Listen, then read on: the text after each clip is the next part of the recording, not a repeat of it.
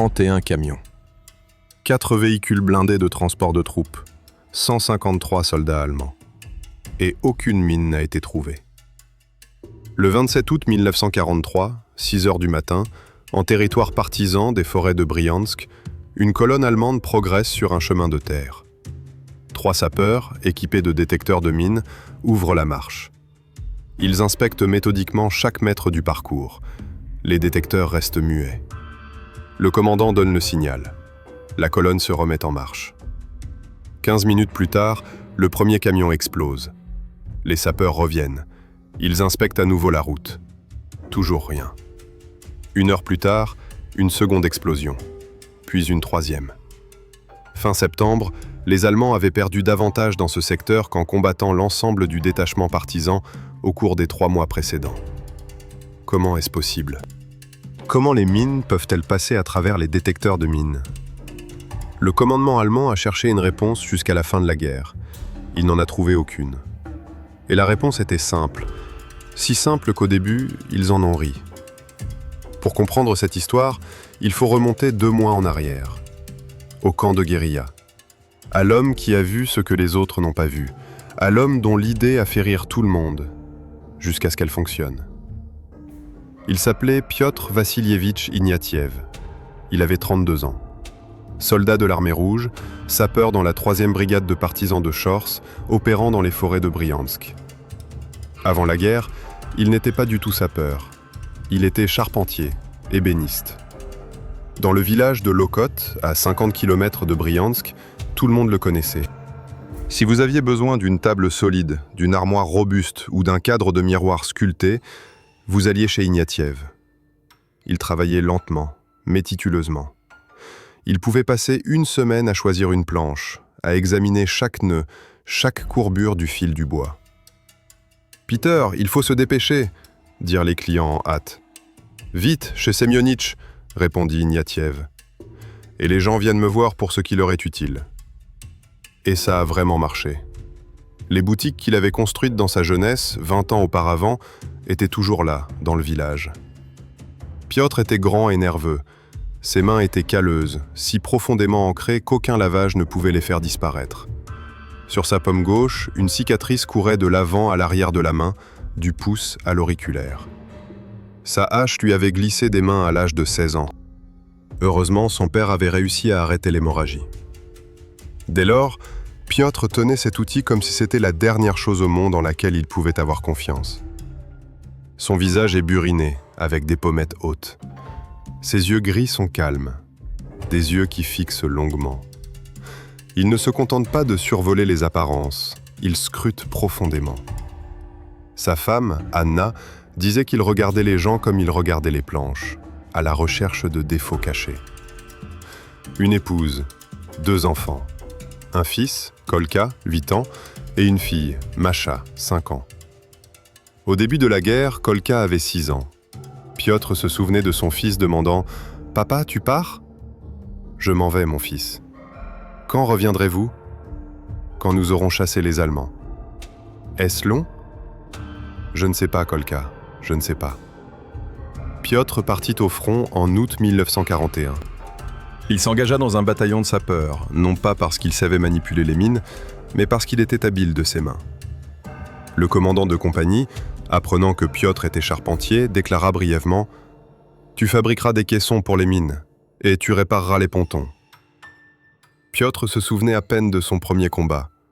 Plus précisément, il ne se souvenait que d'une chose, un char allemand fonçant droit sur lui, et Piotr allongé dans une tranchée, incapable de bouger. Non par peur, mais par désarroi. Tirer ? Inutile. Courir ? Il serait écrasé. Le char passa à 10 mètres, le sol trembla. Piotr resta là, le cœur battant la chamade. En octobre 1941, leur bataillon fut encerclé près de Vyazma. Pendant 3 semaines, Piotr se battit pour rejoindre les siens. Il marcha vers l'est. La nuit, il traversait les forêts. Le jour, il se cachait. Il vit les Allemands incendier des villages. Il entendit leurs cris. Il était impuissant. Un homme seul face à une colonne. Pour la première fois depuis le début de la guerre, Piotr ne ressentit pas la peur, mais une rage froide et profonde, si intense que ses mains se serrèrent en poing. Je n'ai pas pu retourner auprès des miens. J'ai croisé des partisans. Le commandant du détachement, l'ancien lieutenant des gardes-frontières Kuznetsov, le regarda longuement. Puis il demanda « Avez-vous des documents ?»« Non, tout est encore là. »« Où avez-vous servi ?»« Bataillon du génie, 105e division de fusiliers. »« Que pouvez-vous faire ?»« Poser des mines, tirer des câbles, préparer des explosifs. »« Et avant la guerre ?»« Menuisier. » Kuznetsov a ri sous cap. « Nous avons un charpentier, il nous faut un sapeur. » Et Pierre resta, chez les partisans. Vivre dans la forêt s'avéra plus difficile que de combattre au front. Au moins, au front, il y avait une cuisine et un bataillon médical. Ici, il n'y avait rien. Nous dormions dans des abris souterrains, nous mangions ce que nous trouvions, des pommes de terre déterrées, des céréales récupérées dans des granges incendiées, et parfois de la viande si nous parvenions à tuer un sanglier. Durant l'hiver 1941 à 1942, 7 des 23 hommes du détachement moururent. Non pas sous les balles, mais de faim et de froid.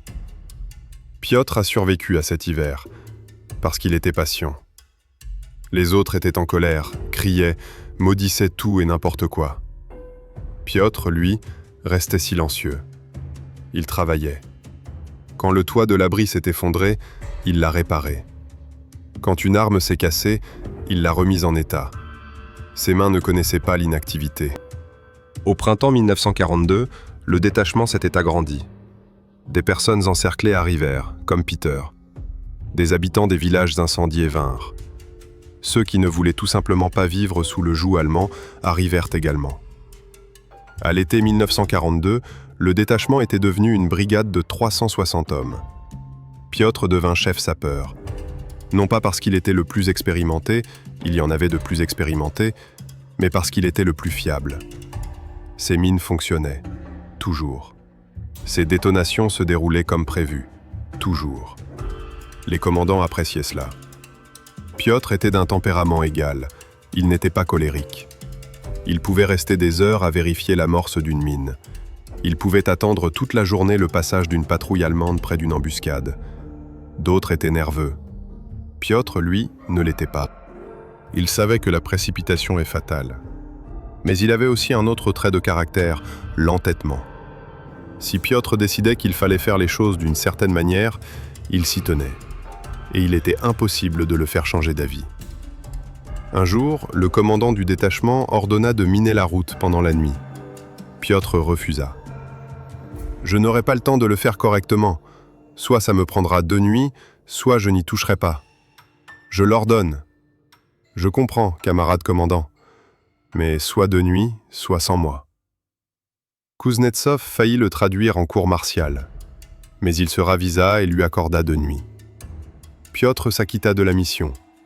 3 camions allemands explosèrent, tous les 3. Piotr était taciturne avec ses camarades. Pas vraiment asocial, juste discret. Il écoutait plus qu'il ne parlait. Mais s'il prenait la parole, c'était que c'était important. Les partisans le savaient. Quand Ignatiev ouvrait la bouche, ils l'écoutaient. Le plus proche était le démolisseur, Korobov. Vassili Korobov, 26 ans, ancien mineur du Donbass. Petit et trapu, les mains constamment noircies par la poussière de charbon, même en forêt, il parvenait à rester crasseux. Bruyant et jovial, il jurait à tout bout de champ. Lui et Piotr étaient l'opposé l'un de l'autre. Pourtant, ils travaillaient en parfaite harmonie. Korobov préparait les charges, Piotr posait les mines. Korobov plaisantait, Piotr écoutait. Korobov prenait des risques, Piotr l'en empêchait. Un jour, en mai 1943, Korobov a déclaré « Petrovitch, il y a une fille dans l'unité voisine, tu sais qui c'est ?» Il fit un geste de la main. « Mais elle m'aime bien, je peux te le dire. Tu crois que je devrais aller la voir après la guerre ?»« Vas-y, dit Peter. Et s'il vous tue ?»« Alors tu n'iras pas ?» Petrovitch, vous avez tendance à simplifier les choses à l'excès, ou quelque chose comme ça. Qu'y a-t-il de si difficile à ça? Nous survivrons à la guerre et tu pourras retourner auprès de ta copine. Si nous ne survivons pas, quelle différence cela fera-t-il? Korobov a ri. Tu sais, Petrovitch, tes paroles m'apaisent. Peter haussa les épaules. Ses propres paroles ne le réconfortaient pas. Car la nuit, tandis que ses camarades ronflaient dans l'abri, Piotr restait éveillé et pensait à sa maison, à sa femme, à ses enfants. La dernière lettre d'Anna arriva en mars 1942. Elle écrivait qu'ils étaient évacués à Kirov, que Kolka avait commencé l'école, que Matcha demandait quand papa rentrerait. Plus d'1 an s'était écoulé depuis mars 1942. Piotr ignorait s'ils étaient encore en vie. Il ignorait si ces lettres leur étaient parvenues. Il écrivait par messager, par l'intermédiaire d'autres unités, par les bureaux d'enrôlement militaire. Il écrivait sans savoir où ses feuilles de papier allaient. Il avait une photo, la seule. Froissée, usée sur les bords. Anna avec les enfants, été 41. Anna souriante, Kolka faisant la grimace, Masha cachée derrière la jupe de sa mère. Piotr gardait cette photo précieusement, enveloppée dans un morceau de tissu huilé. Chaque soir, avant de se coucher, il le sortait. Il le regardait. Il le remettait en place. Il ne priait pas, il ne savait pas comment faire. Mais les mêmes mots lui revenaient sans cesse en tête. Laissez-les vivre, je vous en prie. Laissez-les vivre, tout simplement. C'était la seule chose qui effrayait vraiment Peter. Pas les Allemands, pas la mort, mais la pensée qu'il ne reverrait jamais ces 3 personnes.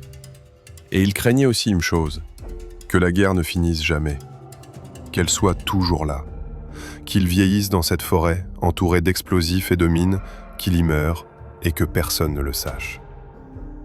Mais Piotr n'en parla à personne, pas même à Korobov, car les partisans avaient besoin d'un sapeur qui n'ait pas peur, et un homme qui avait peur n'était pas un sapeur. C'est ainsi que vivait Pierre. Le jour, il travaillait. Il posait des mines, préparait des embuscades et faisait sauter des routes. Le soir, il regardait la photo. La nuit, il restait éveillé, pensant à sa maison. Et il ignorait qu'en 1 mois, tout basculerait. Qu'il verrait quelque chose de ridicule, qu'il concevrait une idée invraisemblable, et que son idée tuerait plus d'Allemands que toute son unité en 1 année. Mais nous y reviendrons. Il nous faut d'abord comprendre pourquoi tout cela a commencé. Pourquoi il a fallu inventer quelque chose de nouveau. Pourquoi les anciennes méthodes ne fonctionnaient plus. Juin 1943 fut une année difficile pour les partisans des forêts de Briansk. Les Allemands lancèrent une purge. Une purge massive, systématique et brutale.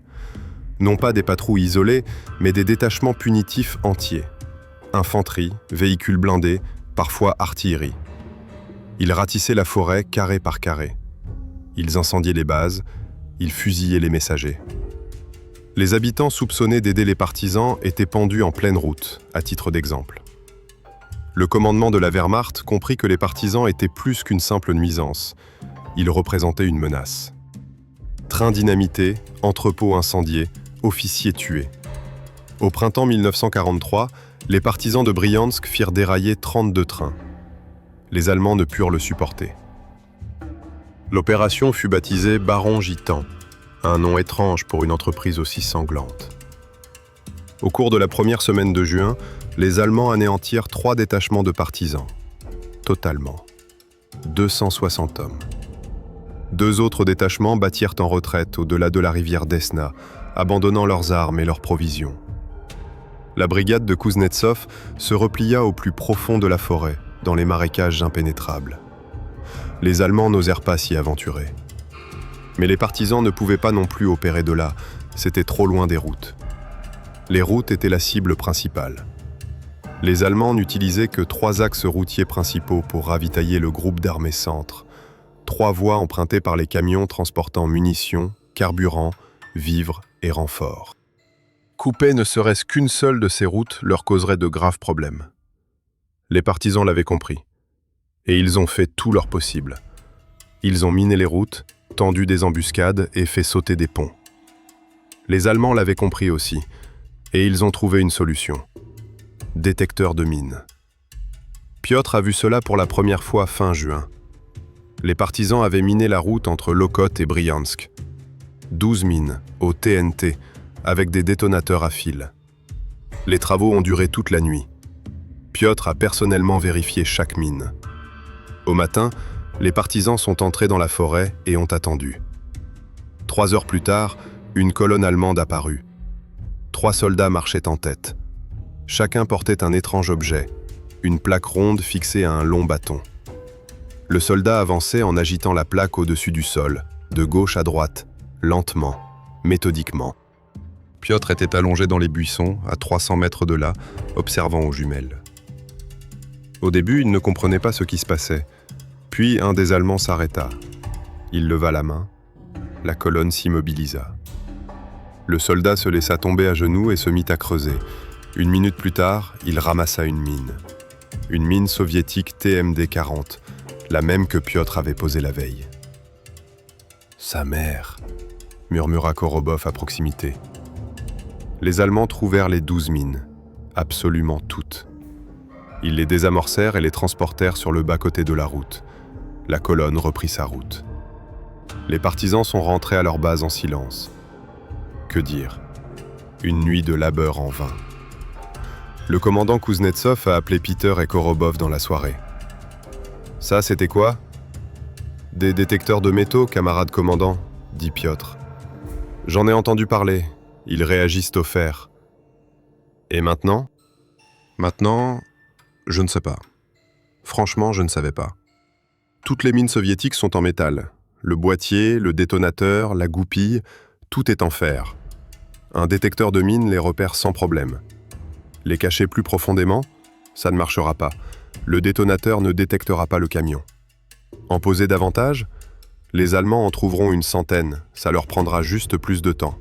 « Réfléchissez, dit Kuznetsov. Nous avons besoin de routes.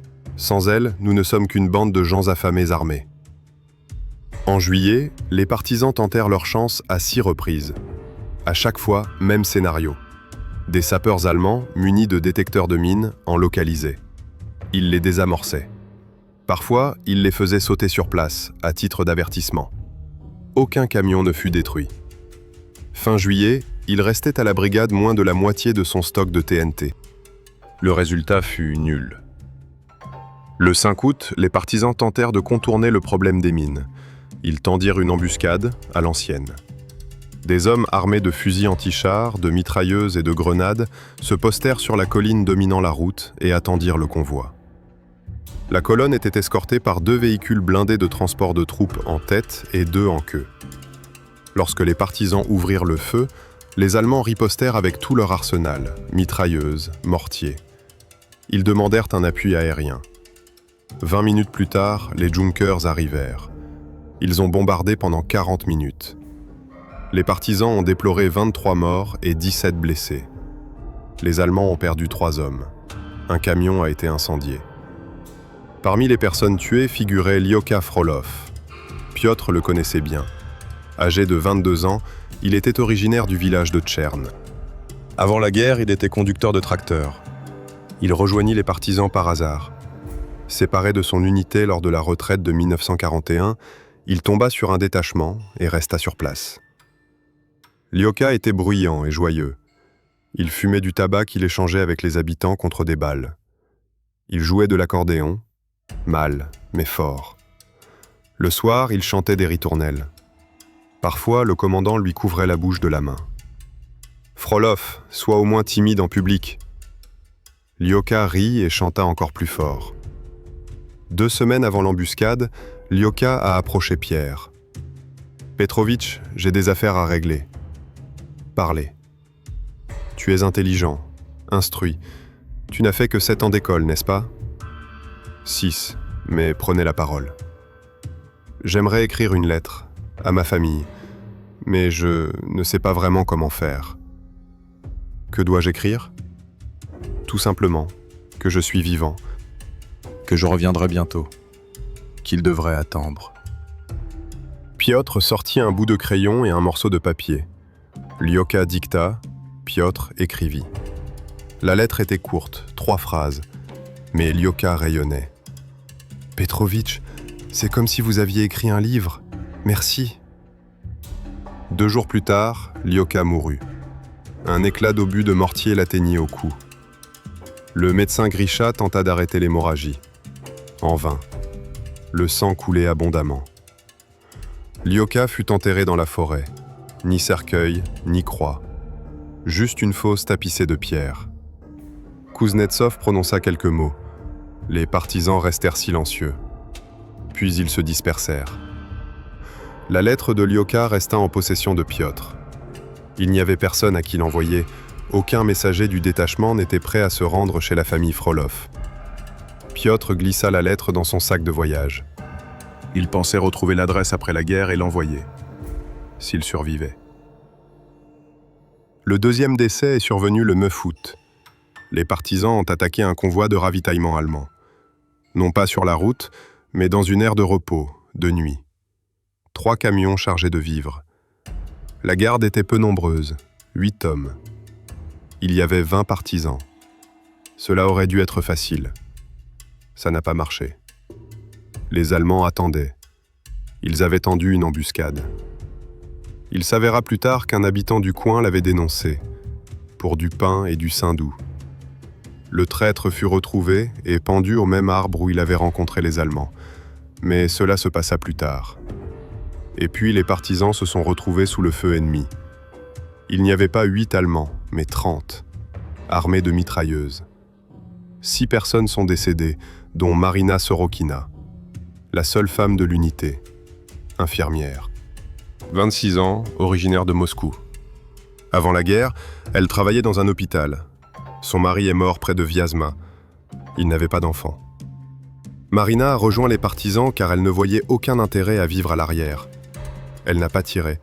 Elle a évacué les blessés du champ de bataille. Pendant la guerre, elle a sauvé 23 hommes. Korobov aurait dû être le 23e. Il était blessé à la jambe. Marina a rampé vers lui sous le feu ennemi. Une rafale de mitrailleuse l'a rattrapé à mi-chemin. Korobov a survécu. Quelqu'un d'autre l'a sorti de l'eau. Marina est restée là où elle était tombée. Son corps n'a été retiré que le lendemain matin. Piotr n'était pas à cette bataille. Il était resté à la base, à préparer des explosifs. Quand on a ramené les morts, il est sorti pour regarder. Marina était allongée sur une civière. Son visage était calme, comme si elle dormait. Seul son foulard était de travers et ses cheveux retombaient sur ses épaules. Piotr resta là à observer. Il ne parlait jamais beaucoup à Marina. À plusieurs reprises, elle lui avait bandé la main. Il s'était coupé sur le fil. Un jour, elle demanda « Qui avez-vous à la maison ?»« Une épouse, 2 enfants. »« Attendent-ils ?»« J'attends, » dit Peter. « Je ne sais pas s'ils attendent. » Marina hocha la tête. Elle ne dit rien. Mais elle le regarda comme si elle comprenait. À présent, elle était partie. Et personne ne la ramènerait du champ de bataille. Le 3e décès a eu lieu le 12 août. Ou plutôt, pas un seul décès. 8. Les partisans ont fait sauter le pont sur la Neroussa. C'était un petit pont en bois. Les Allemands l'utilisaient pour acheminer des ravitaillements vers l'arrière. Les partisans ont posé les explosifs pendant la nuit et les ont fait sauter au matin. Le pont s'est effondré. 2 camions s'y trouvaient. Tous 2 sont tombés à l'eau. L'un, transportant des munitions, a explosé. L'autre, transportant des soldats, a chaviré. 3 personnes ont pu s'en extraire. Les autres se sont noyés. L'opération semblait avoir réussi. Mais 3 jours plus tard, les Allemands arrivèrent au village de Verkhnizari. Les mêmes habitants qui avaient aidé les partisans y vivaient. Ils leur donnèrent à manger, cachèrent les blessés et leur transmirent des informations. Les Allemands ont fusillé tous les hommes, 86 d'entre eux. Les femmes et les enfants ont été rassemblés dans l'église et brûlés vifs. Sur les 400 villageois, 2 ont survécu. Ils étaient dans les champs lorsque les Allemands sont arrivés. Ils se sont cachés. Ils ont vu de la fumée. Lorsque les partisans arrivèrent sur les lieux du bûcher, il ne leur restait plus qu'à enterrer les corps. Ils les enterrèrent pendant 3 jours. Piotr creusait des tombes avec les autres, en silence. Ses mains agissaient machinalement. La pelle s'enfonçait dans la terre, morceau après morceau. Le trou s'agrandissait. Une vieille femme gisait dans une des tombes, environ 70 ans. Son visage était brûlé. Piotr ne connaissait pas son nom, mais il se souvenait d'elle. Elle lui avait donné un jour un pain, durant l'hiver 42, alors que les partisans mouraient de faim. Elle le lui avait simplement tendu par-dessus la clôture. « Tiens, fiston, mange. Tu sais mieux que quiconque comment combattre le Fritz. » Pierre prit alors le pain. Il le remercia. Il n'en mangea pas. Il le rapporta au détachement. Il le partagea entre tous, un morceau pour chacun. La vieille femme gisait maintenant dans le trou. Pierre resta là, à la regarder. Puis il prit une pelle et commença à s'endormir. La terre s'abattait sur le corps sans vie. Un bruit sourd et lisse. Le soir, Pierre était assis près du feu. Korobov a dit « Petrovitch, c'est entièrement de notre faute.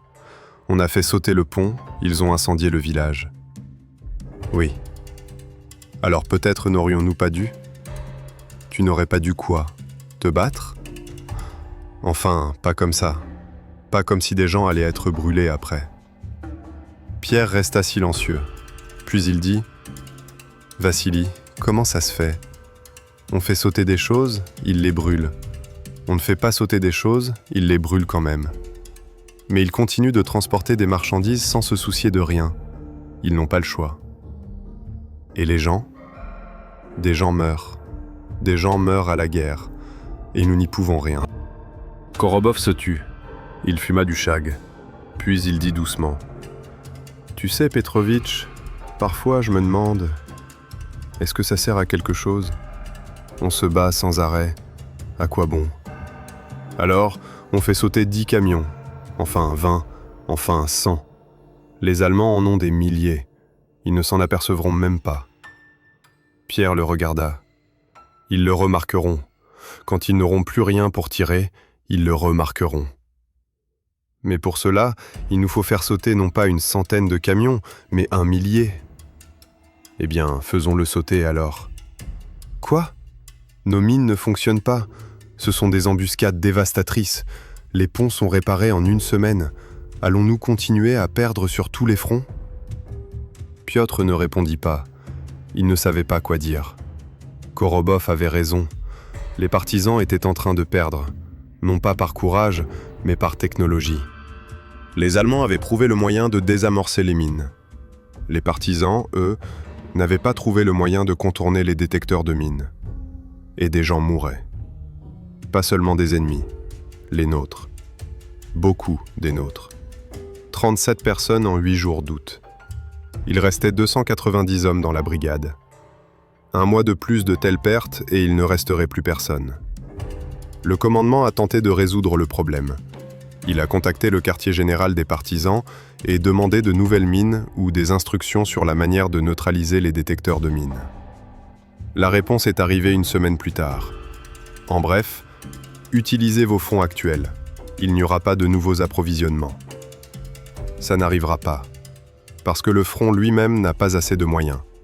Parce que les partisans ne sont pas une priorité. Parce qu'il faut survivre comme on peut. Ces derniers jours, Piotr travaillait presque sans relâche. Il essaya diverses solutions. Il enfonça les mines plus profondément, sans succès.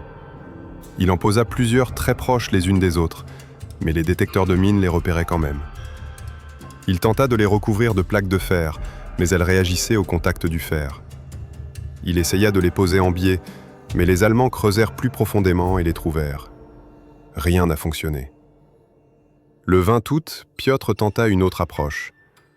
Il prit une mine et l'enveloppa dans un tissu, puis dans de l'argile, puis encore dans du tissu. L'idée était simple, créer une barrière entre le fer et le détecteur de mine. J'ai posé cette mine sur la route pendant la nuit. Les partisans ont observé au matin. Un sapeur allemand a localisé la mine en 3 minutes. Le tissu et l'argile se sont avérés inefficaces. Le métal restait visible pour le détecteur. Piotr retourna à la base. Il s'assit près de l'abri. Il regarda ses mains. Les mains d'un menuisier. Les mains qui fabriquaient des tables, des armoires, des cadres, de belles et robustes choses. À présent, ses mains semaient la mort. Mines, explosifs, charges. Et même cela était mal fait, car les Allemands étaient plus intelligents. Ils possédaient la technologie. Mais les partisans n'avaient que leurs mains et leur colère. Cela ne suffit pas. Petrovitch, vraiment ? Korobov se tenait sur le seuil de l'abri des joueurs. Mangez. Le commandant appelle. Pierre se leva et partit. Kuznetsov était assis à table. Sur la table, une carte, des croix rouges. Les lieux où des partisans étaient morts le mois précédent. Il y en avait beaucoup, trop. Ignatiev, dit Kuznetsov. As-tu une idée ? Non, camarade commandant. Du tout ? Pas du tout. Kuznetsov soupira. J'ai une mauvaise nouvelle pour vous. Le quartier général a ordonné l'arrêt des opérations de minage routier, jusqu'à nouvel ordre. Ils disent que nous gaspillons du TNT. Compris. C'est tout ? Quoi d'autre ? Je pensais que je ne sais pas. Tu serais outré. Tu dirais que tu trouverais une solution. Pierre secoua la tête. Je cherche, camarade commandant. Je cherche depuis 3 semaines. Je ne l'ai pas trouvé. Peut-être que quelqu'un d'autre le trouvera. Moi, je n'y suis pas arrivé. Il se retourna et sortit. Ce soir-là, j'étais assis près du feu. Korobov se tenait silencieux à mes côtés. Les autres partisans gardaient le silence eux aussi. Que pouvais-je dire ? Leur principale arme, les mines, était devenue inutile. Les embuscades étaient trop dangereuses. Les Allemands reconstruisaient les ponts. Que restait-il ? Rien. Pierre regarda le feu. Les flammes dansaient, le bois crépitait, les braises couvaient. Et soudain, il s'est dit « Et si ce n'était pas une question de profondeur, ni de la façon dont on pose la mine, mais de ce dont elle est faite ?» Un détecteur de métaux recherche le métal, le fer, la fonte, l'acier. S'il n'y a pas de métal dans une mine, il ne la trouvera pas. Mais comment fabriquer une mine sans métal ? Le boîtier, la mèche, la goupille, tout est en fer. Sans fer, une mine n'est pas une mine. Ou Pierre se figea. Ou pas tout le fer. L'enveloppe. Pourquoi serait-elle en fer ? Ce n'est qu'une simple coque. Elle contient les explosifs, c'est tout. Elle n'explose pas d'elle-même. Elle ne déclenche pas la mèche. Elle est elle-même. Et si le corps n'est pas en fer ? De quoi est-il fait alors ? De bois ? Bois. Solide. Léger. Indétectable par les détecteurs de métaux. Pierre se leva d'un bond. Son cœur battait la chamade. « Petrovitch, qu'est-ce qui ne va pas ?» demanda Korobov. « Rien, dit Peter. Je me suis juste souvenu de quelque chose. » Il se dirigea vers son abri, rapidement, presque en courant. Il sortit de l'intérieur un bout de crayon et un morceau de papier. Il se mit à dessiner. Une boîte, en bois. À l'intérieur, de la TNT. Sur le dessus, un détonateur. En métal, oui, mais petit. Le détecteur de mine ne le verra peut-être pas ? Ou peut-être le verra-t-il, mais sans le remarquer, pas assez de fer ? Peut-être que le détonateur pourrait être fabriqué sans métal ? Ou presque sans métal ?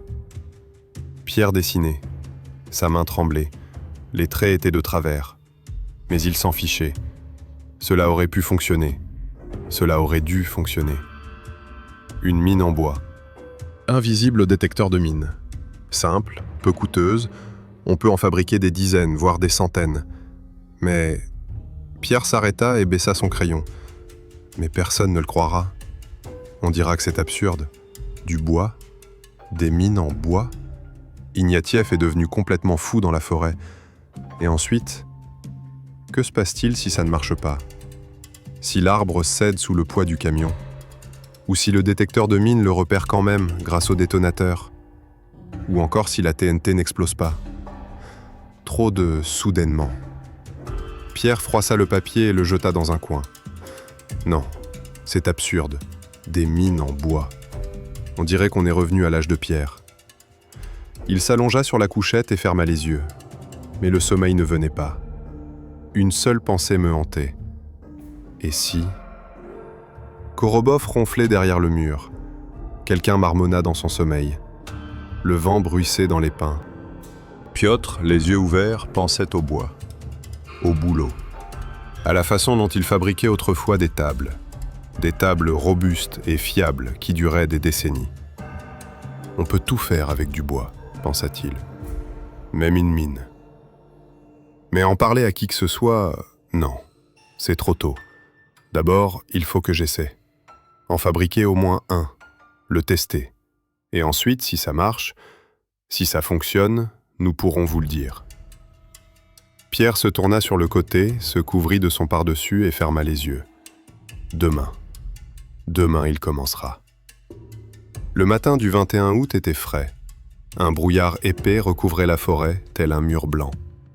La rosée scintillait sur l'herbe. Piotr se réveilla avant tout le monde. L'abri était étouffant, imprégné d'une odeur de sueur et de tabac. Il sortit et inspira profondément. L'air était frais et pur. Les partisans se réveillèrent lentement. Quelqu'un toussa dans l'abri voisin. Le garde en faction bâilla. De la fumée s'échappait de la cuisine. Le garde allumait un feu pour faire du porridge. Piotr se rendit à l'entrepôt. Un petit hangar en retrait des abris souterrains des habitations. Ils y entreposaient du TNT, des détonateurs et des mèches.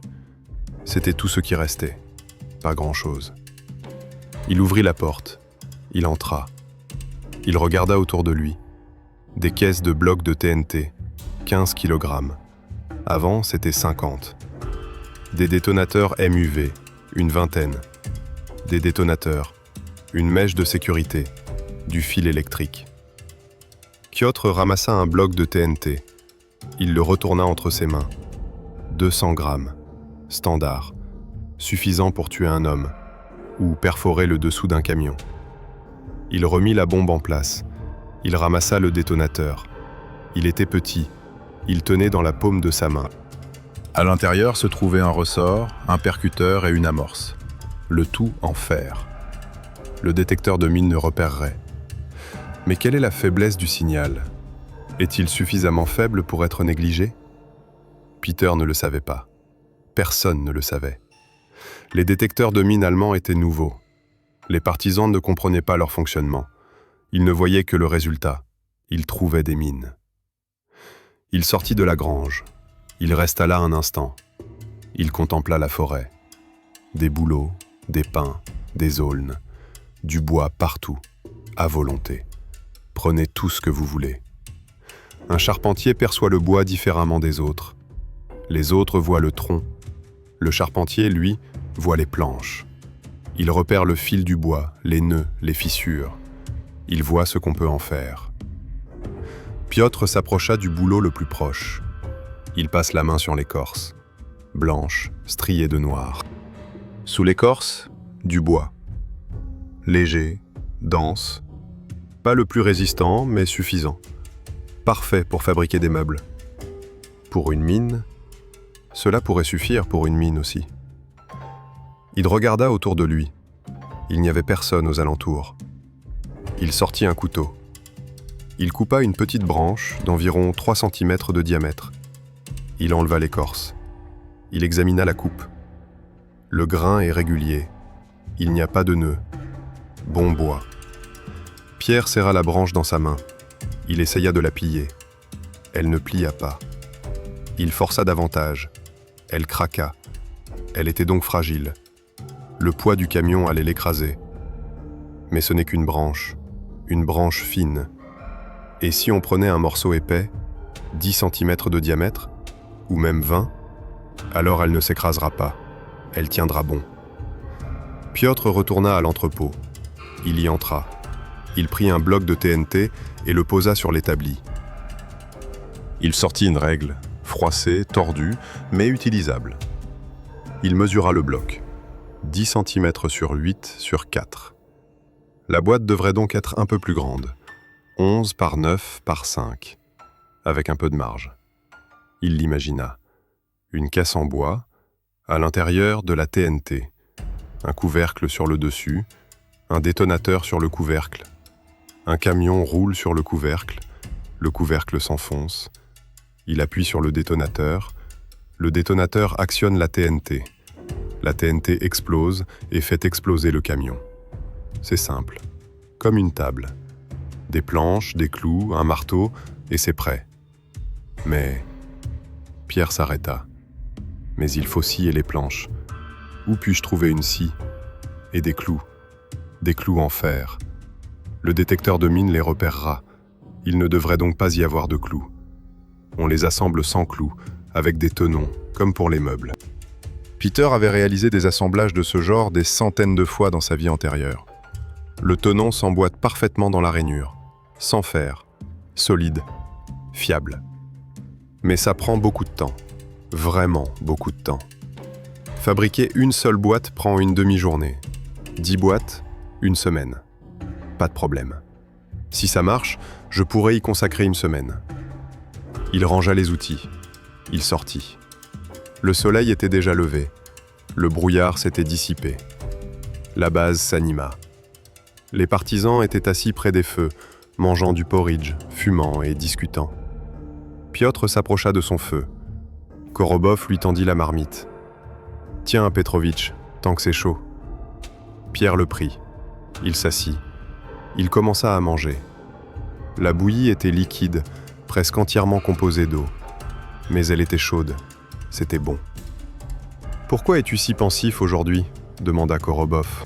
« Oui, exactement comme ça, je crois. »« À propos de quoi ?» Piotr le regarda. Korobov était le seul membre de l'escouade en qui il pouvait avoir une confiance absolue. S'il devait parler à quelqu'un, ce serait à lui. « Vassili, crois-tu qu'une mine puisse être construite en bois ?» Korobov s'est étouffé avec son porridge. « Quoi ?» « Fabriquée en bois, une mine. Le détecteur de métaux ne peut donc pas la détecter. »« Petrovitch, vous êtes... ça ? Vous êtes malade ?»« Non, je suis sérieux. Le corps est en bois. À l'intérieur, il y a du TNT. Le détonateur est dessus. Un détecteur de métaux ne détectera pas le bois. Il ne détectera que le détonateur. Mais il est petit. Peut-être qu'ils ne le remarqueront pas. » Korobov resta silencieux.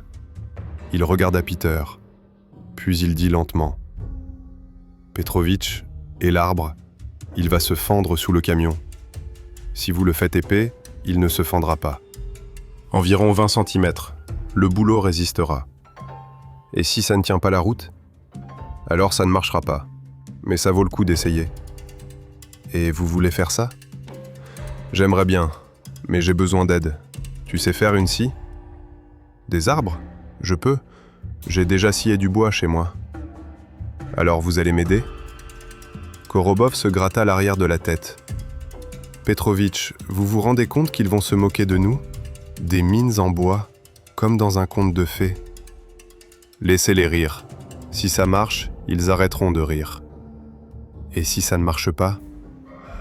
Alors rien ne changera. De toute façon, on ne peut plus rien faire. Korobov y réfléchit, puis il hocha la tête. D'accord, essayons. Ça ne peut pas être pire. Après le petit déjeuner, Pierre se rendit chez Kuznetsov. Le commandant était assis dans son abri. Devant lui se trouvaient des cartes, des rapports et quelques papiers. Il leva la tête. « Ignatiev ? Camarade commandant, puis-je m'adresser à vous ? Parlez. J'ai une idée, à propos des miennes. » Kuznetsov se pencha en arrière sur sa chaise. « Je croyais que vous aviez dit hier que vous n'aviez aucune idée. Ça n'était pas là hier, c'est apparu aujourd'hui. Je vous écoute ? Peter me l'a dit, brièvement, sans détour. Coque en bois, invisible au détecteur de mine, TNT à l'intérieur, détonateur sur le dessus. » Kuznetsov écouta en silence.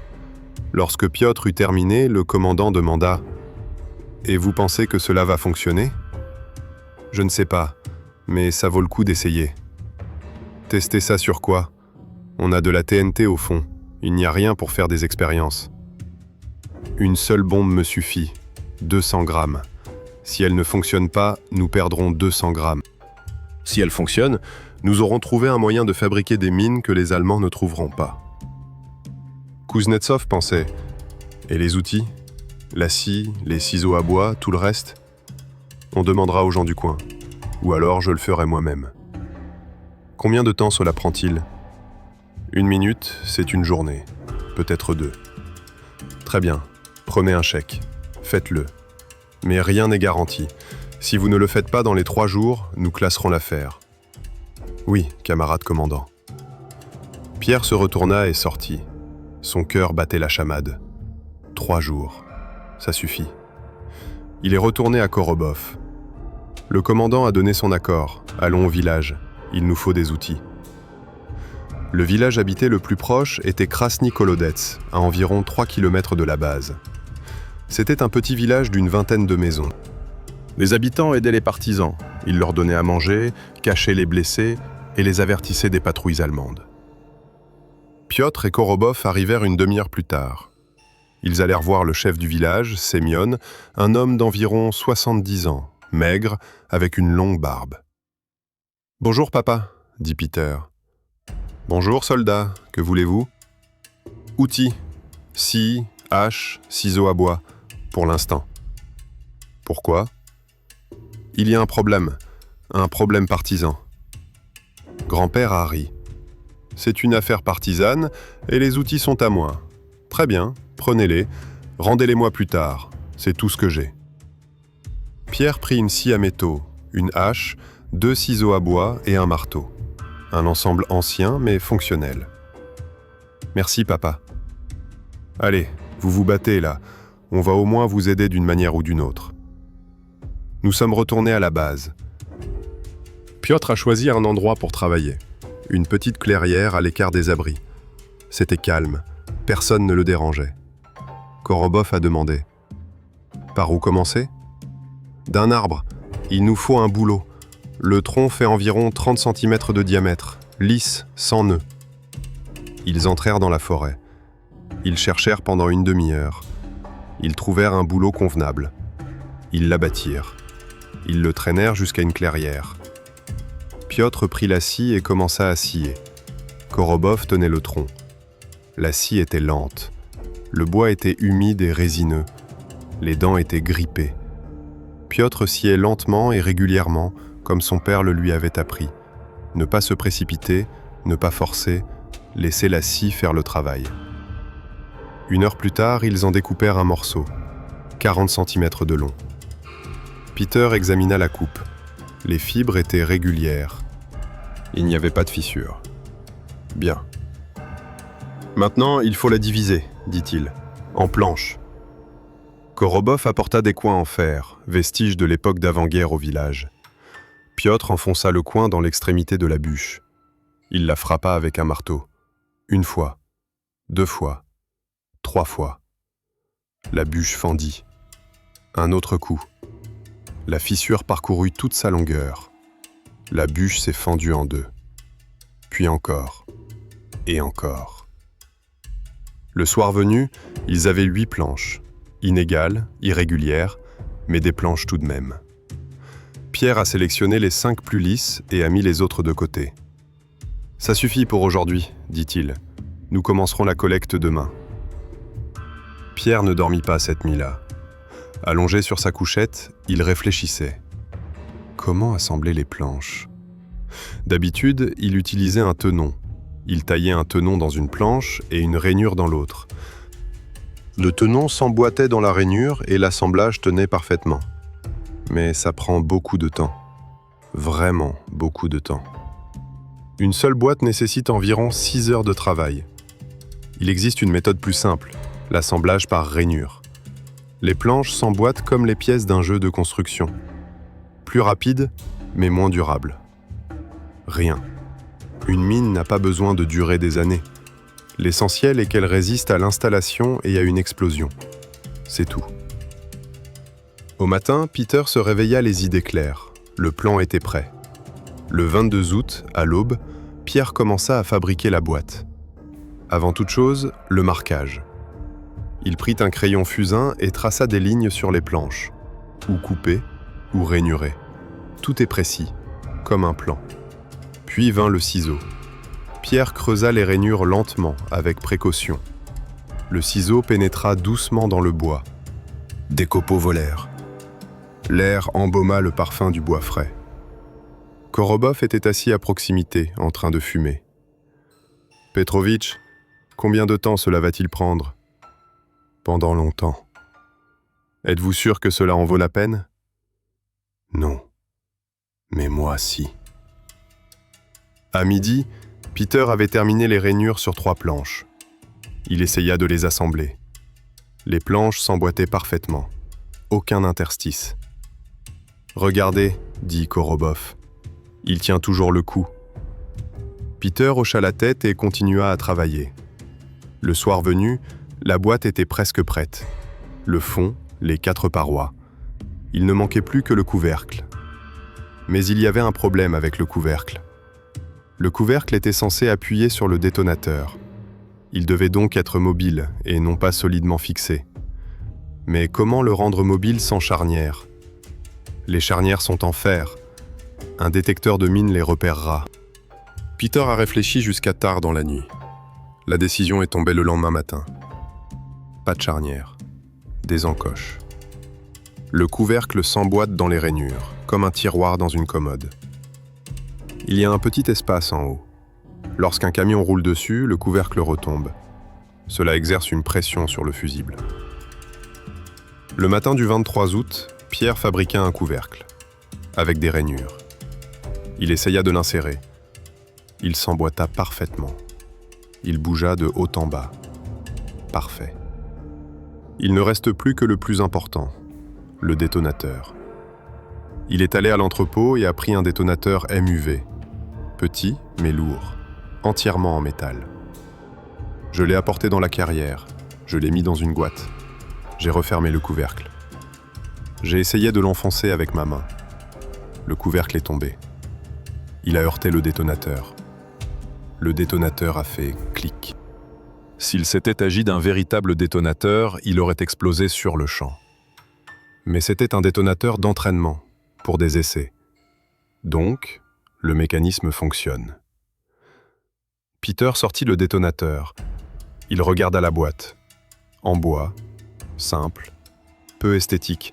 Les planches étaient inégales, les rainures de travers. Mais elles fonctionnaient. Il a appelé Korobov. « Vassili, regarde !» Il m'a montré la boîte et m'a expliqué comment elle fonctionnait. Korobov a écouté et a hoché la tête. « Petrovitch, peut-être que ça marchera vraiment ?»« Peut-être, mais il faut d'abord faire des essais. Il nous faut du TNT, un vrai détonateur, et un endroit pour faire les essais. Allons voir le commandant. » Kuznetsov examina la boîte en silence. Il la retourna entre ses mains. Il essaya d'appuyer sur le couvercle. Le couvercle tomba. « Et vous croyez que le détecteur de mine ne le verra pas ?»« L'arbre ne le verra certainement pas, » dit Piotr. « Le détonateur, peut-être. Mais il est petit. On ignore la sensibilité de leur dispositif. Il pourrait ignorer un signal aussi faible. Ou alors il ne l'ignore pas. Alors ça ne marchera pas, mais il faut essayer. » Kuznetsov pensait. « D'accord, prenez le TNT, un bloc, un détonateur actif. Placez-le quelque part dans la forêt, testez-le, mais avec précaution, pour que les Allemands ne vous entendent pas. Mangez !» Peter prit le bloc de TNT, le détonateur de combat du MUV. Il retourna dans la clairière. Korobov a apporté son aide. Ils ont placé la bombe dans la boîte, branché le détonateur et refermé le couvercle. La mine est prête. Piotr la ramassa. Elle était légère, environ 1,5 kg. Une mine anti-char TMD-40 classique pesait environ 10 kg. Celle-ci était 6 fois plus légère. Et c'est tant mieux. Plus facile à transporter, plus facile à poser. On peut transporter 10 mines à la fois, et non plus seulement 2. Ils entrèrent dans la forêt. Ils trouvèrent une petite clairière. Piotr creusa un trou, peu profond, d'une dizaine de centimètres. Il y plaça une mine, la recouvrit de terre, puis de feuilles et de branches, la camouflant ainsi. « Il nous faut maintenant vérifier », a-t-il dit. « Comment ? Appuyez, mais pas avec votre main, avec une bûche, un faux camion. » Korobov traîna une grosse bûche. Ils la déposèrent sur la mine. puis une autre par-dessus, et encore une autre. 3 bûches, environ 200 kilos probablement. Il ne s'est rien passé. « Ce n'est pas assez lourd, » dit Peter. « Le camion est plus lourd, il faut pousser plus fort. » Il prit une grosse pierre et la posa sur la bûche, puis une autre. Au total, environ 300 kg.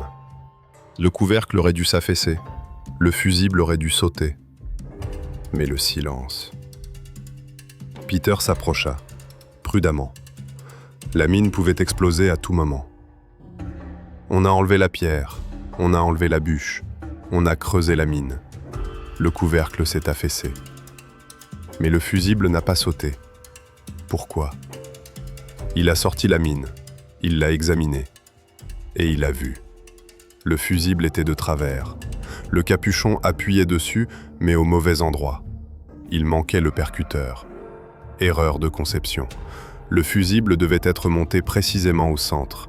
Sinon, il ne fonctionnait pas. « Zut !» dit Korobov. « Ça n'a donc pas marché ?»« Ça a marché, » dit Peter. « J'ai juste mal réglé le fusible. Il faut le refaire. » Il retourna à la base. Il prit un ciseau et creusa un logement dans le fond de la boîte, juste à la bonne taille pour le détonateur. Ainsi, il serait bien à plat et ne bougerait pas. C'est fait. J'ai essayé d'insérer le détonateur. Il s'est parfaitement mis en place, il n'a pas bougé. Bien.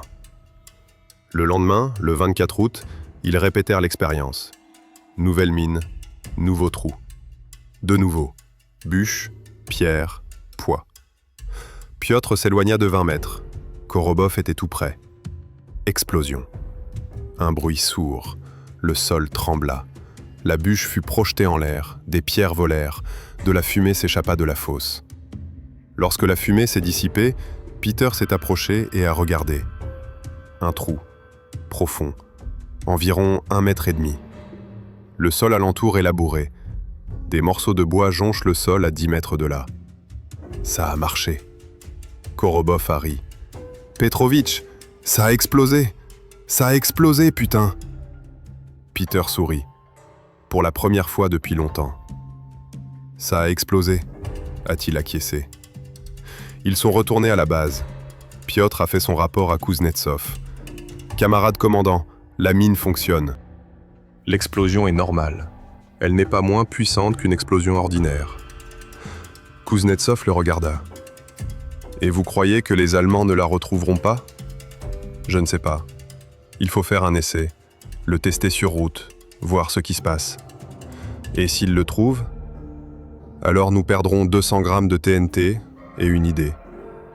Et s'ils ne le trouvent pas, alors on aura une arme qui fonctionne. » Kuznetsov réfléchit longuement. Puis il dit « D'accord, demain soir, vous posez une mine sur la route entre Lokot et Briansk. Les Allemands la vérifient tous les matins. On verra bien. »« Oui, camarade commandant. » Pierre sortit. Son cœur battait la chamade. Demain, c'est l'examen. Soit ça marchera, soit c'est un imbécile qui a perdu 3 jours à faire des bêtises. Partie G. Percée. La nuit du 25 août était sombre. Il n'y avait pas de lune, seulement des étoiles. Piotr, Korobov et 3 autres partisans s'avancèrent sur la route. Ils étaient munis d'une mine en bois, de pelles, de couteaux et de branches servant de camouflage. La route était déserte. Les Allemands ne voyageaient presque jamais la nuit, craignant les embuscades. Peter choisit un emplacement, une zone plate. Les sapeurs allemands inspectaient généralement ces endroits avec le plus grand soin. Il était plus facile d'y poser des mines. Il creusa un trou, 20 cm de profondeur. Il y plaça une mine. La recouvrit de terre, la tassa. De la poussière par-dessus pour qu'elle se fonde dans le paysage. Le camouflage a pris une demi-heure. Une fois terminé, même Piotr ne pouvait plus repérer la mine. « C'est fait, dit-il. Allons-y. » Ils se retirèrent dans la forêt, sur la colline. De là, la route était visible. Ils s'allongèrent dans les buissons et attendirent. L'aube est arrivée lentement. D'abord, le ciel s'est grisé. Puis une traînée de lumière est apparue à l'est. Puis le soleil. À 6 heures du matin, les Allemands apparurent sur la route. 3 sapeurs, chacun muni d'un détecteur de mines. Ils avançaient lentement, agitant leur soucoupe au-dessus du sol. Pierre regarda dans les jumelles. Ses mains tremblaient. Il serra plus fort les jumelles. Ses mains cessèrent de trembler. Les sapeurs approchaient. 100 mètres, 50, 20. Le premier sapeur passa près de la mine. Le détecteur de mine resta silencieux. Le second sapeur s'arrêta juste au-dessus de la mine. Il fit pivoter la plaque. De gauche à droite, de haut en bas. Silence. Le sapeur est allé plus loin. Le troisième sapeur a également réussi. Tous trois ont traversé la zone. Ils ne se sont pas arrêtés. Ils ne l'ont pas trouvé. Korobov murmura « Petrovitch, ils sont passés. Ils ne l'ont pas trouvé. » Pierre resta silencieux. Il regarda. Les sapeurs atteignirent le bout du secteur. L'un d'eux leva la main. « Signal. La voie est libre. » 5 minutes plus tard, un convoi est apparu. 3 camions. Ils avançaient lentement, prudemment. Le premier camion est arrivé à la mine. Pierre a cessé de respirer. Le camion m'a roulé dessus avec sa roue avant. Il est passé. Il ne s'est rien passé. Ensuite, la roue arrière. Explosion. Un rugissement. Des flammes. Le camion fut projeté en l'air. L'avant se souleva. L'arrière fut arraché. Une roue vola à 20 mètres. Le camion s'est renversé sur le côté et a pris feu. Les deuxième et troisième camions freinèrent brusquement. Des Allemands en sortirent en hurlant et en courant. L'un d'eux tomba, blessé par des éclats d'obus. Piotr baissa ses jumelles et regarda Korobov. Korobov le regarda. Ses yeux étaient remplis de méfiance. Et de plaisir. « Petrovitch, dit-il doucement, tu l'as fait. Tu l'as putain de fait. » Les partisans restants restèrent silencieux. Ils regardaient la route, le camion en flammes, les Allemands en fuite. L'un d'eux, un jeune homme nommé Sachka, a alors déclaré « C'est vrai, ils ne l'ont pas trouvé. Ils ne l'ont absolument pas trouvé. » « Une mine en bois, dit un autre, Loukian, un vieux sibérien. Qui l'eût cru ? » Pierre se leva. « Allons-y. Les Allemands vont bientôt commencer à ratisser la forêt. Ils sont rentrés à la base 1 heure plus tard. » Piotr est immédiatement allé voir Kuznetsov. Le commandant écouta le rapport en silence. Lorsque Piotr eut terminé, Kuznetsov demanda « Alors, vous ne l'avez pas trouvé ?»« Nous ne l'avons pas trouvé. »« Du tout ?»« Absolument. Nous sommes passés juste au-dessus de la mine. Le détecteur de mine n'a pas réagi. » Kuznetsov se laissa aller en arrière sur sa chaise. Il alluma une cigarette. Il resta longtemps silencieux. Puis il dit « Ignatiev, si ce n'est pas un accident, si ça marche vraiment, comprends-tu ce que cela signifie ?»« Je comprends, camarade commandant. Cela signifie que nous pouvons à nouveau miner les routes. Nous pouvons couper les approvisionnements des Allemands. Nous pouvons faire ce pour quoi nous avons été créés. » « Oui, monsieur. » Kuznetsov se leva. Il s'approcha de Peter et posa la main sur son épaule. « Combien de temps vous faut-il pour fabriquer 10 de ces mines ?» Pierre pensa. « Si vous travaillez avec Korobov, 5 jours, peut-être 1 semaine. Vous avez 3 jours.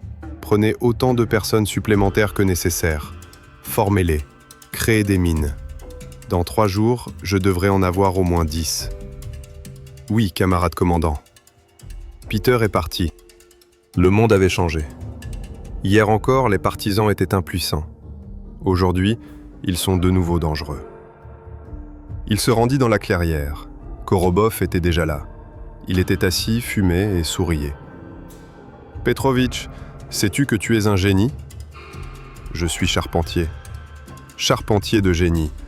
Allez, donnez-nous les ordres. Qu'est-ce qu'on fait ? » « Faisons encore 10 minutes. Non, 20. Non, autant que possible en 3 jours. Y aura-t-il assez de monde ? On va le trouver. Allons rassembler une équipe. » Ils ont réuni 8 personnes, des gens qui savaient travailler de leurs mains, Des charpentiers, des menuisiers, des hommes travailleurs, tout simplement. Piotr expliqua. Il fit une démonstration. Il enseigna comment scier des planches, comment faire des rainures, comment assembler des boîtes. Il répartit le travail. 3 scierait, 3 feraient des rainures, 2 assembleraient. Piotr supervisait et réglait les fusibles. Nous avons travaillé du matin au soir, sans pause, sauf pour manger. Le soir du premier jour, 4 mines étaient prêtes. Le soir du deuxième jour, il était minuit. Le soir du troisième jour, 23. Le 28 août, Kouznetsov inspecta les mines. Toutes les 23. Des caisses en bois, propres et identiques. À l'intérieur se trouvait du TNT. Les détonateurs étaient posés dessus. « Du bon travail, dit-il. Ignatiev, choisis un tronçon de route. Misez sur les 23. Voyons ce que disent les Allemands. » Dans la nuit du 29 août, des partisans ont miné la route entre Lokot et Briansk. 23 mines. Sur un tronçon de 5 km, une tous les 200 mètres. Le matin, des sapeurs allemands ont inspecté la route, comme d'habitude. Avec des détecteurs de mines. Ils ont parcouru les 5 km. Aucune mine n'a été trouvée. À 8h30 du matin, un convoi s'est mis en route. 8 camions. 2 véhicules blindés de transport de troupes. Le premier camion a été détruit par l'explosion de la deuxième mine. Le deuxième est sur le quatrième. Le troisième et le sixième. Le quatrième a tenté de faire demi-tour et a été détruit par la 11e mine. À 11h, 6 camions brûlaient sur la route. Les Allemands bloquèrent le secteur. Ils firent appel à des sapeurs. Ces derniers recommencèrent à inspecter la route à pied. Ils sondèrent chaque mètre avec des sondes. Nous avons trouvé 14 autres mines. Mais cela nous a pris toute la journée. La route est restée fermée jusqu'au soir. Les partisans observaient depuis la colline. Korobov rit. « Petrovitch, tu vois, ils rampent comme des fourmis. Ils ne comprennent pas ce qui se passe. » Peter observait en silence. Une chaleur lui envahissait la poitrine. Une sensation étrange, inhabituelle. Pas de la joie, autre chose, satisfaction. Il a fait le travail, et ça a marché. Le soir venu, la rumeur de mines en bois s'était répandue dans tous les détachements de partisans de la région de Briansk. Les commandants adressèrent des requêtes à Kouznetsov. « Comment les fabriquez-vous? Apprenez-le-moi. Donnez-moi les plans. Nous en avons besoin aussi. » Kouznetsov a appelé Pierre. « Ignatiev, vous êtes invité à rejoindre les unités voisines, pour enseigner, pour faire des démonstrations. Êtes-vous d'accord ? » « Je suis d'accord, camarade commandant. » « Alors prépare-toi. Demain, tu iras au détachement de Borodine. Dans une semaine, à Lebedev. Enseigne-leur tout. Qu'ils fabriquent des mines comme celle-ci. Plus il y en aura, mieux ce sera. » Ainsi, Piotr Ignatiev passa du statut de sapeur à celui d'instructeur. Il visitait les unités, faisait des démonstrations, expliquait et enseignait. Des hommes ordinaires, dont beaucoup n'avaient jamais utilisé une hache que pour couper du bois, apprirent à fabriquer des mines. En bois. Invisibles. Mortelles. Fin septembre, les partisans avaient posé plus de 200 mines en bois dans les forêts de Briansk. Les Allemands n'en ont trouvé aucun à l'aide de détecteurs de mines. Section 5. Test de la solution. Le 1er octobre 1943, le commandement allemand du groupe d'armées Centre reçut un rapport du chef du génie. Ce rapport était bref et alarmant. Une nouvelle activité des partisans a été constatée dans la région de Briansk-Oriol. Au cours des 2 dernières semaines, 16 camions, 2 véhicules blindés de transport de troupes et une voiture de police ont été détruits par des explosions. On dénombre 43 morts et 27 blessés. Problème, les détecteurs de mines ne détectent pas les mines. Les guérilleros utilisent probablement des enveloppes non métalliques. Il est nécessaire de modifier les méthodes d'inspection des routes. Les Allemands commencèrent à inspecter les routes d'une nouvelle manière, non plus avec des détecteurs de mines, mais avec des sondes. Ils enfonçaient des tiges métalliques dans le sol tous les mètres. Si une tige rencontrait un obstacle dur, ils creusaient. C'était lent, très lent.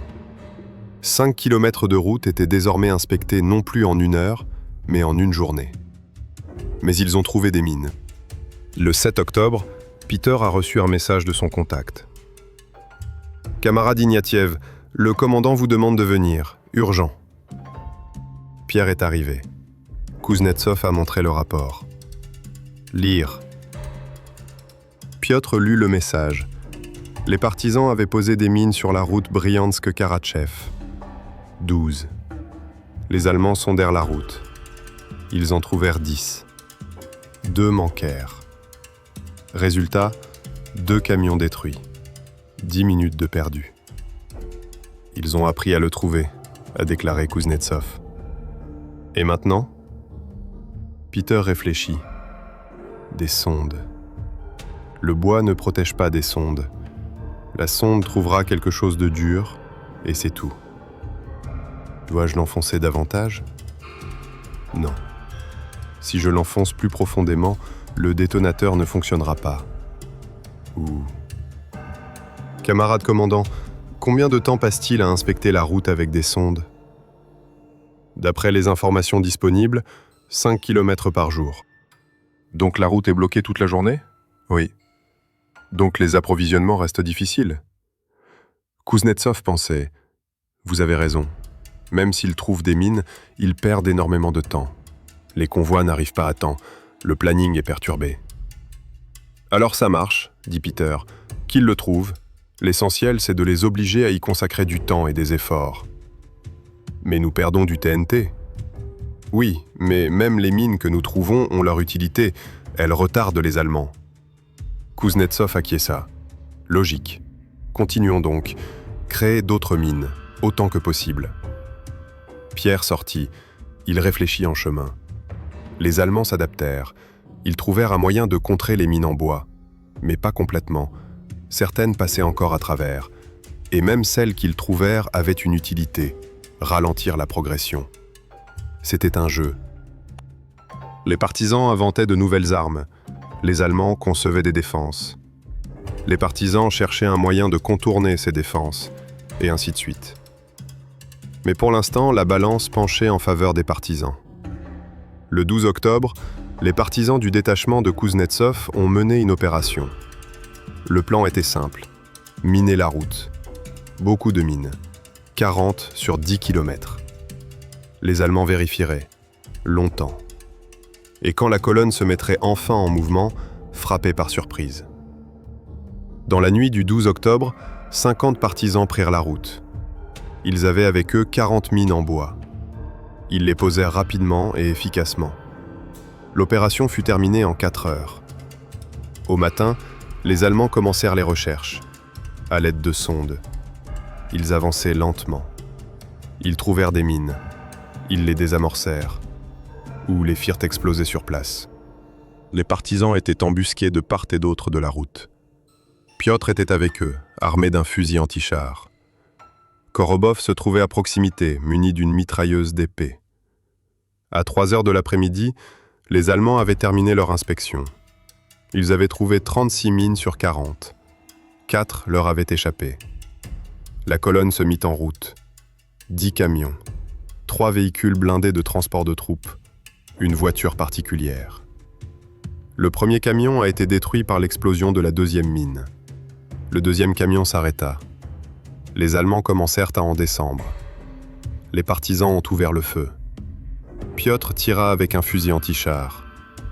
Il visa le véhicule blindé de transport de troupes. Un coup partit. Le recul le frappa à l'épaule.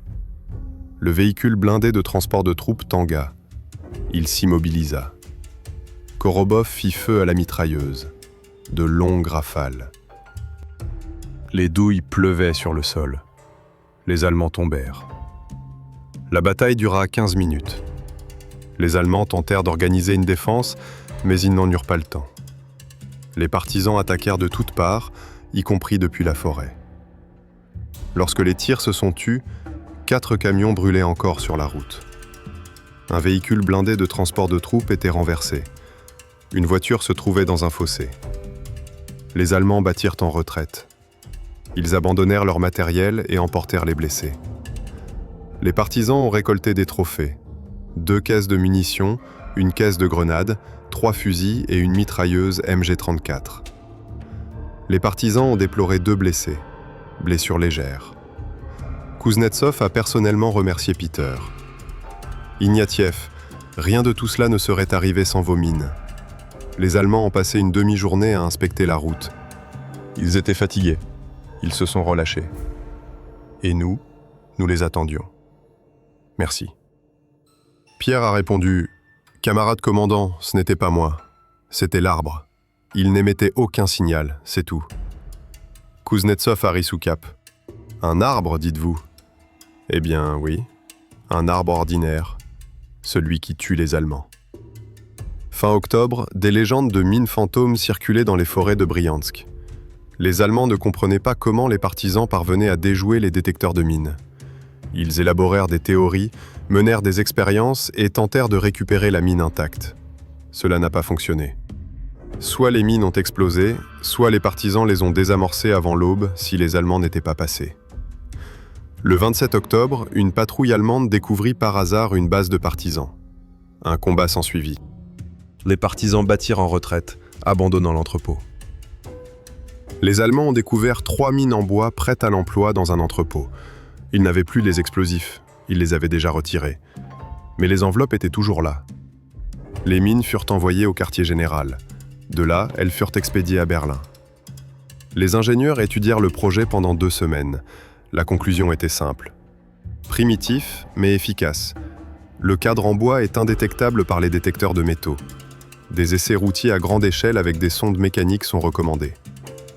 L'ordre fut transmis. Toutes les routes des territoires occupés étaient désormais inspectées à l'aide de sondes.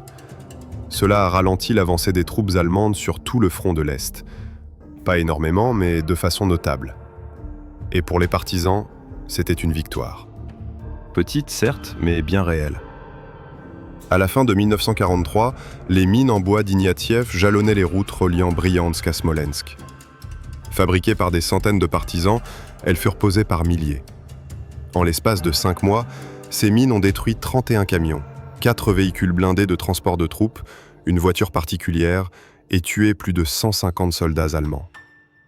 À la fin de la guerre, les Allemands n'avaient jamais trouvé le moyen de détecter ces mines à l'avance. Les sondes étaient utiles, mais pas toujours. Certaines mines parvenaient tout de même à passer et explosaient. Au sein des détachements de partisans, Piotr Ignatiev devint une légende.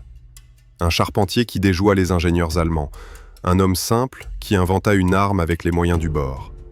Du bois, du TNT et des mains expertes.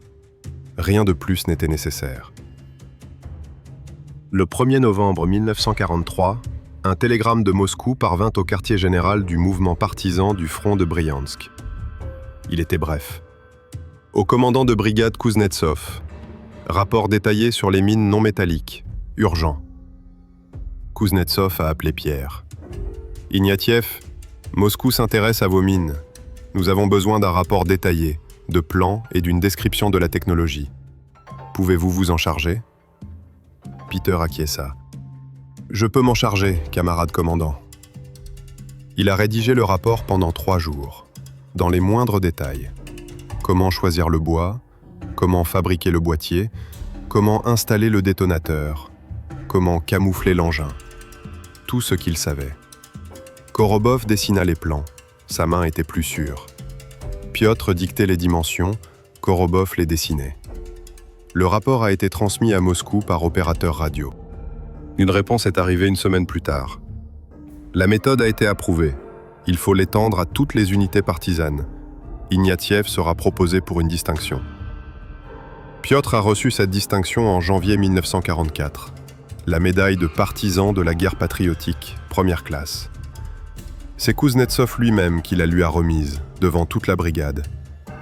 Piotr resta debout, écoutant les paroles du commandant sur l'héroïsme, le courage et comment son invention contribuait à vaincre l'ennemi. Les partisans applaudirent. Korobov lança un cri enthousiaste. Mais Peter pensait à autre chose. Une médaille, c'était bien. Mais une lettre de chez lui, ce serait mieux. d'Anna, des enfants, au moins un petit mot, au moins savoir qu'ils étaient en vie. Il n'y a pas eu de lettre, il n'y en a pas eu depuis 2 ans. Après la remise des prix, un jeune partisan s'approcha de Peter. C'était un jeune homme d'une vingtaine d'années. Il se présenta. « Camarade Ignatiev, je suis Petrov, tankiste. J'étais tankiste. Mon char a été touché près de Koursk. J'ai survécu. J'ai rejoint les miens. J'ai rejoint les partisans. » « Et alors ?» demanda Peter. « Le fait est que lorsque mon véhicule a été touché, j'ai réussi à m'en extraire. Tout l'équipage a sauté. Nous étions 5. Parce que le char n'a pas pris feu immédiatement. Et savez-vous pourquoi ? Comment pourrais-je le savoir ? Parce que l'obus n'a pas pénétré complètement le blindage. Il a ricoché, sur une pièce de métal soudée à l'extérieur. Plus tard, en marchant, j'ai rencontré d'autres tankistes. Ils m'ont dit que c'était des écrans, une protection supplémentaire. Ils disent qu'un mécanicien de Koursk a inventé ça. Pierre resta silencieux. « Je ne sais pas si c'était vous, » poursuivit Petrov. « Mais si c'est le cas, merci. Je suis en vie grâce au renseignement de quelqu'un.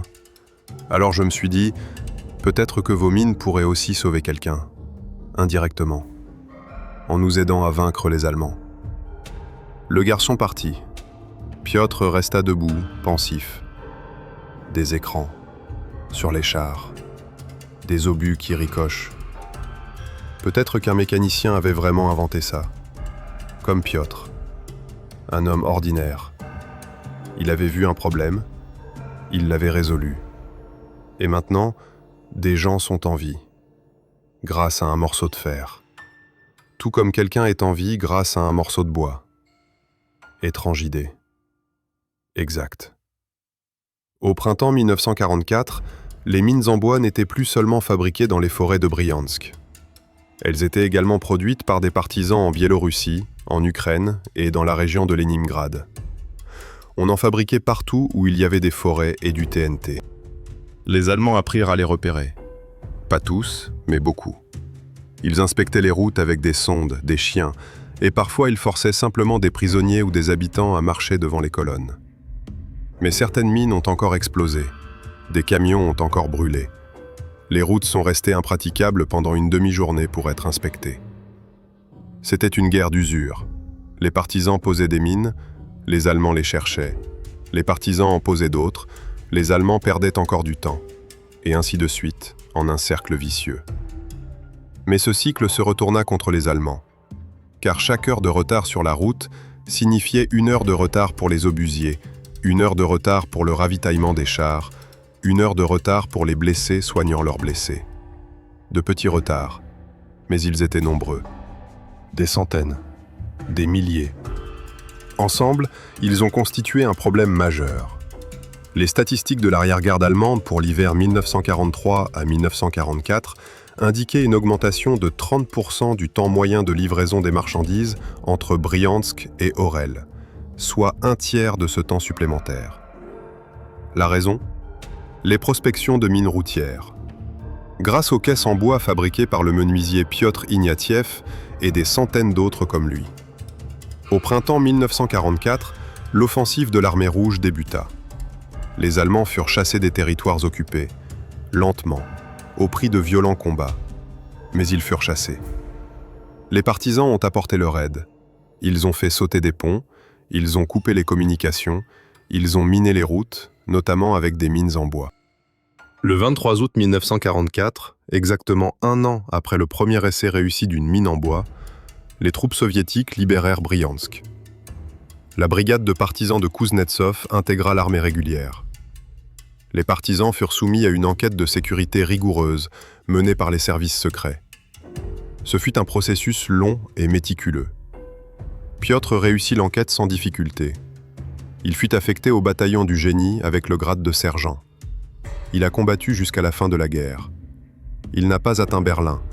Il a été blessé près de Königsberg en mars 1945. Des éclats d'obus dans la jambe. Ce n'était pas mortel, mais la marche était devenue douloureuse. Il a été hospitalisé. J'ai fêté la victoire à l'hôpital, à Minsk. J'ai entendu les feux d'artifice. J'ai vu des gens s'embrasser, pleurer et rire. J'étais assise sur mon lit. J'avais mal à la jambe, mais mon cœur était léger. C'est fini. C'est enfin terminé. En juin 1945, il a été démobilisé. On lui a remis un certificat. On l'a renvoyé chez lui. chez lui, à Kirov, à sa famille, qu'il n'avait pas vue depuis 4 ans. Pierre voyagea en train pendant 2 semaines. Les trains étaient lents, les voies étaient endommagées, les ponts étaient en réparation. Mais il persévéra. Je suis arrivé. J'ai trouvé l'adresse. Une caserne à la périphérie de la ville. Je me suis levé. J'ai frappé. Anna ouvrit la porte. Elle resta debout, le regard fixé sur elle. 4 ans. Elle avait vieilli. Son visage avait changé. Ses yeux étaient fatigués. Mais c'était bien elle. « Pétia, dit-elle doucement, tu es vivante. »« Vivant, répondit Peter. Elle le serra fort dans ses bras. Il la serra à son tour. Ils restèrent ainsi longtemps. Puis les enfants sortirent de la pièce. Kolka n'était plus petite, elle avait 12 ans et était grande. Masha avait 10 ans, était mince et portait des nattes. Ils regardèrent leur père, en silence. Ils se souvenaient à peine de lui. Pierre s'est accroupi. « Bonjour les enfants. » Kolka s'avança et tendit la main. « Bonjour camarade père. » Peter rit. Pour la première fois depuis des mois. Il rit vraiment. « Pas camarade, juste père. Tu peux m'appeler papa. » Kolka hocha la tête sérieusement. « Bonjour papa. » Masha s'approcha. Silencieusement, elle se blottit contre son père et l'enlaça. Piotr lui caressa la tête. Et ils restèrent ainsi. Une famille, au complet, vivant. Après la guerre, Piotr reprit son métier de menuisier. Il travailla dans une usine de meubles à Kirov où il fabriquait des tables, des chaises et des armoires. Comme avant, lentement, avec soin, avec fiabilité. Il ne parlait pas de la guerre, presque jamais. Quand les enfants posaient des questions, il répondait brièvement. Anna, elle, n'en posait pas. Elle comprenait. Il y avait quelque chose dans cette guerre qu'il valait mieux taire. Piotr ne l'a dit à son fils qu'une seule fois, en 1952. Kolka avait 18 ans. Il allait être enrôlé dans l'armée. Kolka a demandé « Papa, as-tu eu peur pendant la guerre ?» Pierre réfléchit longuement. Puis il dit « J'avais peur, tous les jours. » « Et comment avez-vous fait face ?»« J'ai travaillé. Quand on travaille de ses mains, on n'a pas le temps d'avoir peur. On accomplit sa tâche. Une chose, puis une autre, puis une troisième. Et ainsi de suite, jour après jour. Et soudain, la guerre prend fin. Et si ça ne s'était pas terminé ? Mais ça s'est terminé. Kolka acquiesça. Il s'engagea dans l'armée. Il y servit pendant 2 ans. Il revint. Il devint ingénieur, un bon ingénieur. Peter vécut jusqu'à 73 ans. Il mourut en 1984, à Kirov. Dans son appartement, dans son sommeil. Les enfants, petits-enfants et arrière-petits-enfants sont venus aux funérailles. D'anciens compagnons d'armes, ceux qui étaient encore en vie, étaient également présents. 4 d'entre eux. L'un d'eux, un vieil homme avec une canne, a dit au-dessus du cercueil « Vous vous souvenez comment ils fabriquaient des mines en bois ? Les Allemands étaient fous de rage. Ils n'arrivaient pas à les trouver. Mais ils continuaient d'en fabriquer. Un homme simple. Et il en a sauvé tellement. » Un autre, également un vieil homme, a ajouté « Je l'ai lu après la guerre, dans des mémoires militaires. On y lit que les partisans de Briansk ont infligé aux Allemands des pertes comparables à celles d'une division d'infanterie entière. Croyez-vous que ce soit une coïncidence ? Non, parce que les partisans avaient des mines invisibles. Merci à Piotr. Peter fut enterré au cimetière municipal sous un bouleau. Anna dit « Il aimait les bouleaux. Qu'il repose sous un bouleau. » L'inscription sur le monument se lit comme suit. Ignatiev Piotr Vassilievitch, 1911 à 1984. Ancien combattant de la Grande Guerre patriotique, époux et père aimant. Ils n'ont rien écrit sur les mines, c'était inutile. Ceux qui savaient s'en souvenaient. Ceux qui ne savaient pas s'en fichaient. Ce qui importe, c'est autre chose. Il était une fois un homme, un simple charpentier. Et quand le danger est arrivé, il n'a pas paniqué. Il a utilisé ses connaissances, le travail du bois.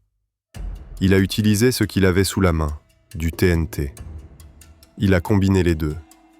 Et le résultat fut une arme. Simple, comme toutes les choses ingénieuses.